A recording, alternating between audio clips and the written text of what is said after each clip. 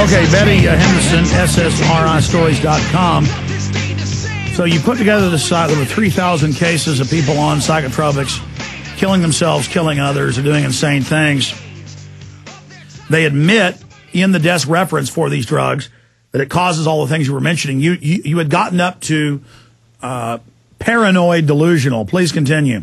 Oh, well, these are just some of the physician's desk reference, lists adverse reactions. And if you look at it, and you'll see, like, for instance, in Prozac, confusion is a frequent side effect, and so is amnesia, and so is agitation, and so are sleep disorders. Sleep disorders include terrible nightmares. Some people have terrible nightmares. And then, since the drugs suppress the REM sleep and release your muscles so that you can act, some people act out their nightmares. They get up in the middle of the night and then do something violent or, unprovoked. Yeah, sleepwalking, violent sleepwalking. Yes, and that's under sleep disorders. Then also in the insert to the drugs, to these Prozac, Paxil, Zoloft drugs, it says it can cause delusions, it can cause abnormal dreams, and it can cause inner restlessness. And then, of course, it can cause the discontinuation syndrome, which is actually, of course, withdrawal. That's their polite word for it. And agitation and all kinds of terrible things can happen to people when they get caught up in this cycle of these drugs, and sometimes they can't get off of them, and it's dangerous to get off of them, and so it's just really a national tragedy. And we have 3,109 cases that have appeared in newspaper articles where it mentions these drugs, and they've done terrible things. I mean, when you go into the cover page of SSRI Stories, if you click further and go into the media articles, you'll notice at the very top there's the 48 school shootings or school incidences, including, of course, Columbine and Red Lake and University of Northern Illinois and so forth. Then underneath that, if you scroll down, there's 17 cases where a person committed a criminal act while they were on an SSRI antidepressant, and these cases were won because the jury actually believed that the SSRI caused or, was responsible totally or partially. Yeah, there have been women kill their children, women kill their husbands, husbands kill their children. There was a case, for example, of a Paula Pinkard in Louisiana. She shot to death her 11-year-old daughter. She was a housewife, and she loved her daughter dearly, and she shot her to death. And she was given probation because the doctors testified that the Prozac that she was taking caused her to kill her daughter in the sense that, see, this is the tricky part, that she was really a latent bipolar person. See, they don't want to say that the drug did it, so instead they said, she had bipolar disorder, but nobody knew about it. Yeah, let me break this down. And the doctors even testify, let me tell you, this is what was important, that she probably never would have killed her daughter if she hadn't taken Prozac because her latent bipolar disorder would never have come forward. So we have, what are they saying, that we have thousands and millions of people in the country who are running around with some kind of latent mental illness, that if they take one of these drugs, they're going to act it out? Yeah, that's like saying if somebody takes LSD sometimes, they may jump out of a 10-story window, right, that they, that they latently had suicidal tendencies. No, it was the drug whacked them out of their brain. Now, I want to throw out some key points here. Yeah. See, with the illegal drugs, they can say that. Yes, the illegal drug caused them to jump out the window. But with these legal drugs, no, they don't want to say that. They want to say instead, that person was suicidal and we just didn't know it. It was the disease. Or else they say, that person really had a mental illness like bipolar disorder or schizophrenia or obsessive compulsive disorder or something, and the drug brought that out in them. Well, let me break this down. This is all quackery. Have you ever seen the video clip from 2 years ago in the Texas legislature where the head psychiatrist for the state advisor before the legislative board, no, he is saying that we put 68% of Texas foster children on psychotropics because they have bad gene pools.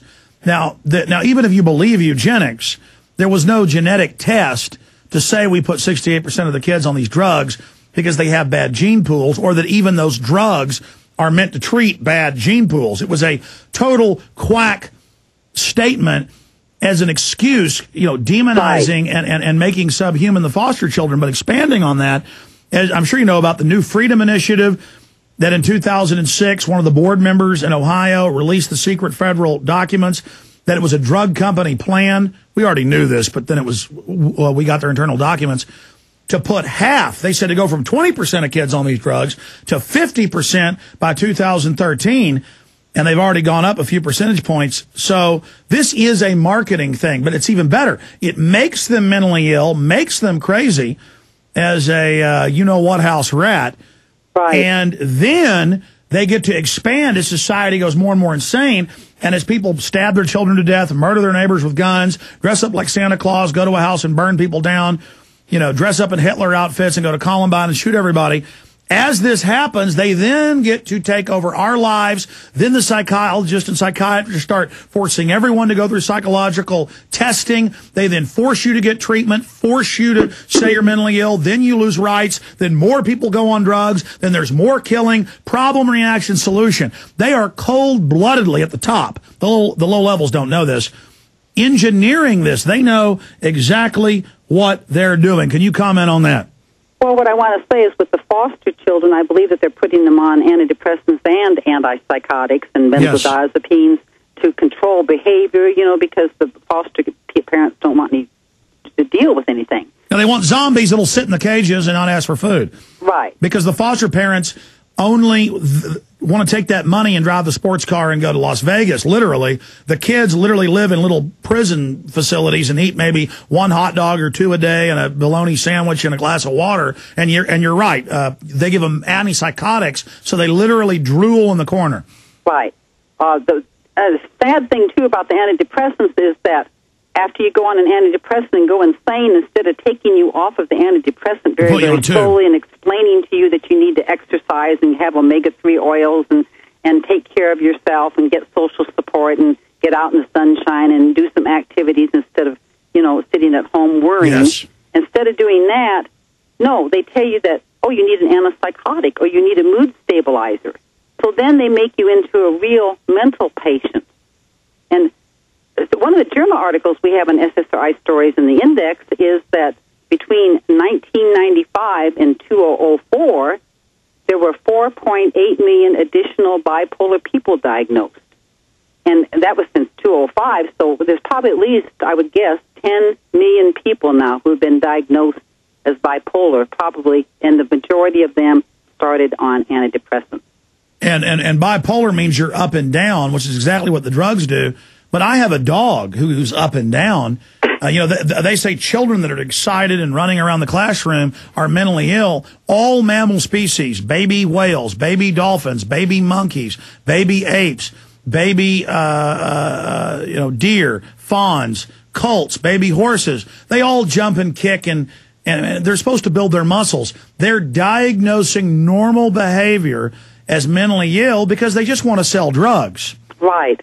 Yes, I agree with that. And another thing is, with the children, they do need their recess time. They need plenty of play activity. Have you heard they're banning recess? Running and jumping and dodgeball and skipping is now banned? Why?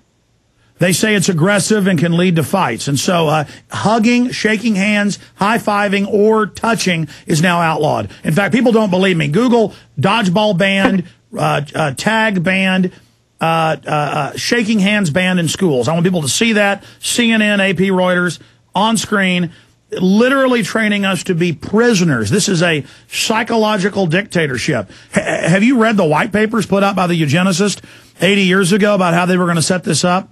Well, no, I haven't really, but I do know that something terrible is happening because they did a study out of Duke University that showed that exercise for a year, in fact, was better for you than Zoloft. It was more effective. And so they replicated that study at Southwestern Medical Center in Dallas, Texas, and it was true that people who exercised walked 30, 35 minutes a day, 3 to 4 times a week, did better than those people in Zoloft. And so Ma'am, I got to stop you. That's exactly what I was about to bring up next. It's great to talk to somebody who's informed.